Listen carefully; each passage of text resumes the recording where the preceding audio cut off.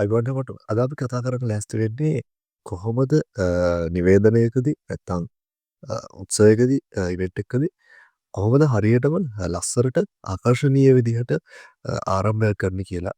දැන් ආරම්භයක් ඕනනේ හැම නිවේදකයෙක්ටම ආරම්භයක් ගන්න ඕනේ හැම අවස්ථාවකම. හැම ඉවෙන්ට් එකකටම ආරම්භයක් තියෙනවා. ගොඩක් කට්ටිය මේ ආරම්භයන් ලබා ගත්තේ කරන්නේ ස්ටාර්ට් එක ගද්දි කරන්නේ ආයුබෝවන් සුබ උදෑසනක් හරි සුබ සන්ධ්‍යාවක් හරි එහෙම කියලා මේ වෙන්නේ මොකද්ද? මේ වැඩේ මොකද්ද කියලා අපි ඉස්සරහට යන් කියලා ආරම්භයක් ගන්න එක. හැබැයි ඒක එච්චර සාර්ථක මදි. අපිට යම් නිශ්චිත අරමුණක් තියෙනවා ඒ ඉවෙන්ට් එකේ. යම් නිශ්චිත කාරණාවක් තියෙනවා ඒ ඉවෙන්ට් එකේ. අන්න ඒක හරි ලස්සනට දෙන්න පුළුවන් නම් ආරම්භයේදීම ඒක තමයි හරි ආරම්භය වෙන්නේ.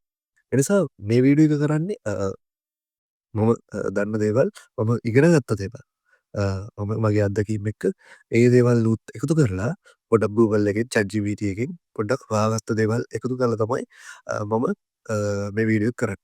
මුලින්ම අපි අවබෝධ කරගන්න ඕනේ කාරණාව තමයි මම හිතන විදිහට ඉවෙන්ට් එක ආරම්භය මෙන්න මේ දේවල් වලින් සමන්විත වෙන්න ඕනේ. ප්‍රධානම දේ තමයි ඉවෙන්ට් එකේ අරමුණ සහ හැඟීම. හැම ඉවෙන්ට් එකටම හැඟීමක් සහ අරමුණක් කියන එකක් තියෙනවනේ. නිවේදකයෙක්ට හම්බෙන්න පුළුවන් පොඩිම නෙවෙයි ඒ කියන්නේ හොඳයි ඒක ලොකු අවස්ථාවක් ඒක. මූලිකම ඉවෙන්ට් එකක් තමයි අවුරුදු උත්සවය. අවුරුදු උත්සවයක් තියන්නේ අවුරුද්දක් ලැබුවා.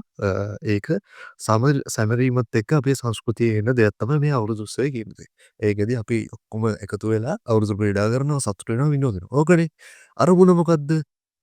අලුත් අවුරුද්දක් පටන් ගත්තා.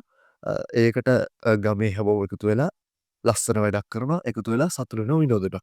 හැඟීම මොකද්ද? සතුට විනෝදය. ඉතින් ඔය දෙක අල්ලලා තමයි අපි ස්ටාර්ට් එක ගන්න ඕනේ. ඊළඟට මොකක්ද එන ඉවෙන්ට් කොන්සර්ට් එක. පෙර පාසල කොන්සර්ට් එකක් ගන්නවා. ඇයි ඒක කරන්නේ? ඒක කරන්න සාමාන්‍යයෙන් පෙර පාසලක ළමයි ඒ අවුරුද්දේ විසිරෑමේ උළෙල සහ විවිධ ප්‍රසංග කියන්නේ අර දක්ෂතාව පෙන්නන නැටුම් ගැයුම් ඒ දේවල් තියෙන. ඉතින් ඒකේ මොකක්ද අරමුණ වෙන්නේ? විසිරෑම පැත්තකින් තියන්න නැටුම් ගැයුම් ඒ ටිකනේ අපිට දාන්න තියෙන ඉවෙන්ට් එකේ අයිටම් ටිකනේ. ඉතින් ඒ ටිකයි දක්ෂතාව පෙන්නන එකයි විසිරෑමයි සහ ඒකේ මොකද්ද තියෙන්නේ හැඟීම සතුට තියෙනවා. ඒකේ සතුට තියෙනවා. හරිද? දරුවන්ගේ දක්ෂතාවනේ බලන්න. නිසා ඒ දක්ෂතාවයයි අර සතුටයි. ඒකට විසිර යාමත් එක්ක තියෙන ඒ දරුවන්ට මේ පෙර පාසලෙන් හම්බුන දෙයි. අන්න ඒ ටික එකතු කරලා පෙර පාසල ප්‍රොමෝට් වෙන විදිහට අන්න එහෙම කල්පනා කරලා කියන්නේ ආරම්භයේදී ප්‍රොමෝට් වෙන්න ඕනේ මම කියන්නේ. ඒ ටික ඒ අල්ලලා තමයි අපි ස්ටාර්ට් එක ගන්න ඕනේ. මම මුලින්ම කිව්වා ආරම්භයේදී අපිට තියෙන්න ඕනේ ඉවෙන්ට් එකේ අරමුණ සහ හැඟීම ඒකට ඇඩ් වෙන්න ඕනේ. මේ මොකද්ද කියලා කියන්න ඕනේ. හරිද? අන්න ඒ තුන තිබ්බනම් හරිද? ආරම්භයේ අරමුණයි හැඟීමයි මේ මොකද්ද කියන ටික තිබ්බනම් ටික හරියට අපිට මේ එකතු කරගන්න පුළුවන් නම් මම හිතනවා හොඳ ආරම්භයක් කරන්න පුළුවන් වෙයි කියලා. හරි. දැන් අදකට තියෙන පෙර පාසලක අද නවක සිසුන් බඳවා ගැනීම උළෙලක්. ඉතින් ඕකට අපි මොකද්ද කරන්න ඕනේ? අපි උදාහරණයක් විදිහට කියන්නේ. දැන් ඔයාලා හිතන්න මේක ලස්සන කාරණාවක්. හරිද? මොකද මම මුලින්මත් කිව්වනේ හැමතැනම ආරම්භයක් කියන දේ වෙනවනේ. දැන් අද මට තියෙන ඉවෙන්ට් එකේ මම ආරම්භයකුත් ගන්න ඕනේ. ඒ ඉවෙන්ට් එකත් කෙලින්ම ආරම්භයක් වෙනවා. මොකද ඒ කෙලින්ම ආරම්භයක් වෙන්නේ ඇයි? මොකද පෙර පාසල කියන්නේ අධ්‍යාපනයේ පළවෙනි අඩිතාලම. පෙර පාසලෙන් තමයි මුලින්ම එයාලා ඉගෙන ගන්න පටන් ගන්නෙ. තමන්ගේ ජීවිතේ ඉස්සරහට ගෙනියන්න පටන් ගන්න එකෙන්. අන්න ඕක අල්ලලා අපිට ගන්න පුළුවන් ලස්සන ස්ටාර්ට් එකක්. ඔය කාරණා ටික අල්ලලා තමයි ස්ටාර්ට් එක ගන්නෙ. මම ස්ටාර්ට් එක ගන්න මෙන්න මේ විදිහට. ආයුබෝවන් සුබ උදෑසනක්. අපි ජීවත් වෙන හැම දවසකටම ආරම්භයක් තියෙනවා. අපි කරන හැම කාර්යයකටමත් ආරම්භයක් තියෙනවා.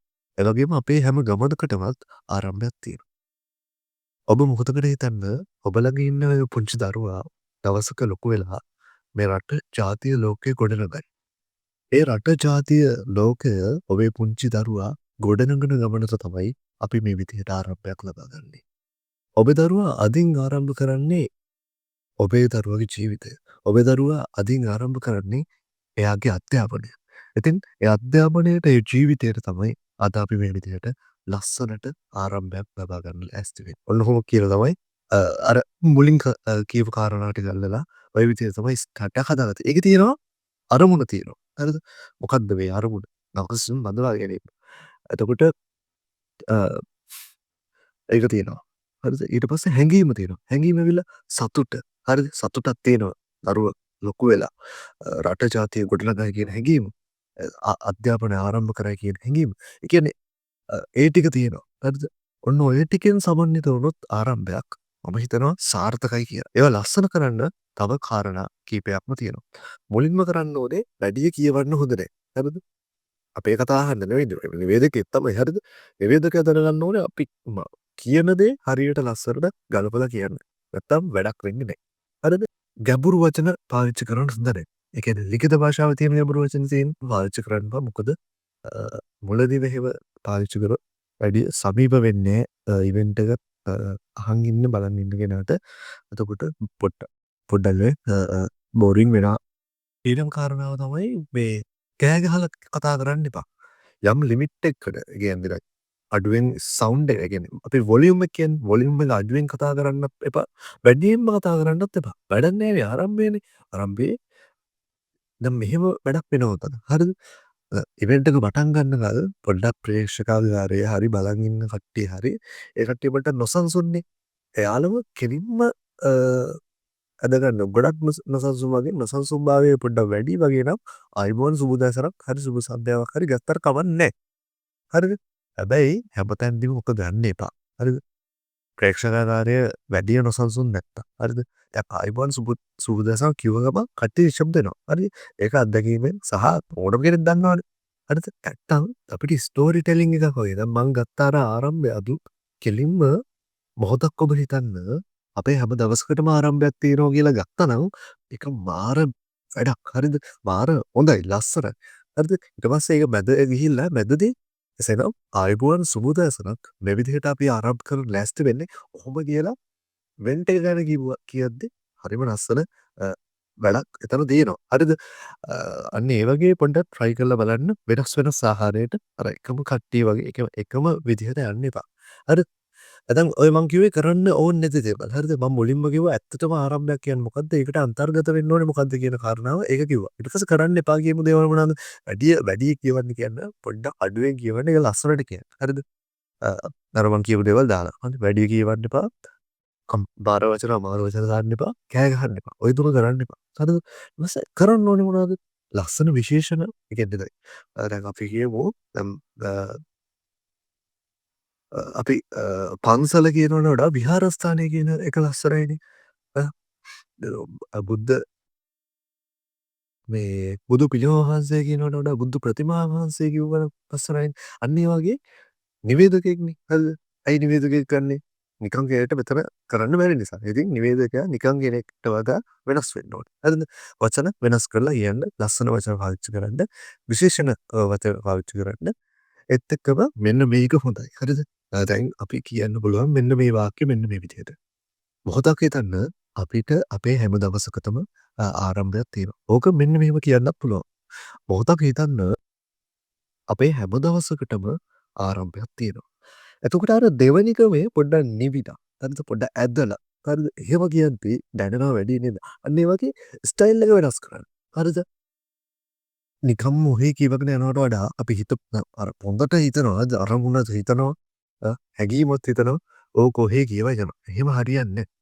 අපි අර ලස්සනට පිළිදරට ඇදලා හැඟීම ජනනය වෙන විදිහට අර හිතට වදින විදිහට කිව්වනම් මේ වැඩේ සාර්ථක වෙනවා. හරිද? එතකොට එහෙම ස්ටයිල් එක වෙනස් කරන්න, ලස්සන වචන පාවිච්චි කරන්න, ඒත් එක්කම පුළුවන් නම් අවසානයේ විශේෂ වැඩක් කරන්න. හරිද? අප්පුඩියක් ගස්සන්න. අන්න ඒ වගේ විශේෂ වැඩක් කරන්න ආරම්භයේදීම. මට පුළුවන් අර විදිහේ ඉතින් අපේ පුංචි දරුවෝ අධ්‍යාපනයට මේ මුල පුරන මේ මොහොතේ අපි හැමෝම අසනත් ප්‍රසන්නාදයක් ලබා දෙමු. මේ පුංචි දරුවන්ට මේ නන්දාභිනන්ද පෙරපසට අන්න ඒ වගේ වැඩක් කරන්න පුළුවන් අපිට. ඉතින් අන්න ඒ වගේ විශේෂ දේවල් ටිකක් එකතු කරන්න මට හිතන දේවල් තමයි මම මේ කිව්වේ. හැබැයි මේවා සාර්ථකයි. ඉතින් ඔයාලට හිතන දේවල් පල්ලෙහාක වෙත් කරන්න. දැන් මම කිව්වා දැන් මේ සාරාංශයට හරිද? ආරම්භයේදී මුලින්ම නෙවෙයි ආරම්භයක් හැදෙන්න ඕනේ. දැන් මෙන්න මේ කිස්මේදී ඉන්න ආරම්භය නම් මේකට එන්න ඕනේ දේවල් තමයි මොකද්ද ඉවෙන්ට් එකේ අරමුණ, හැඟීම සහ මේ මොකද්ද ඉවෙන්ට් එක මොකද්ද? ඒ තුන හරි ලස්සනට ගලපන්න ඕනේ. හරි කතාවක් තිබ්බනම් හරි ලස්සනයි. ස්ටෝරි ටෙලිං එකක් වගේ තිබ්බනම් හරිම ලස්සනයි ඒක.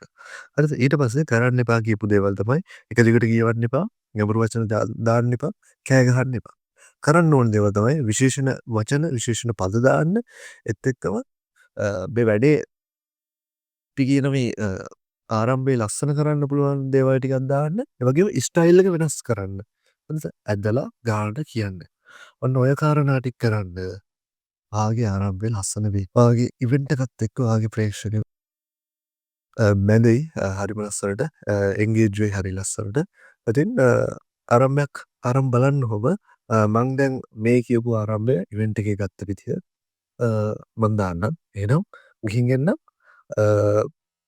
ඔයාලා කමෙන්ට් දාලා තිබ්බා ලස්සන කමෙන්ට් මගේ පහුගිය වීඩියෝ වලට. අතනම ගොඩක් ස්තුතියි ඒවට.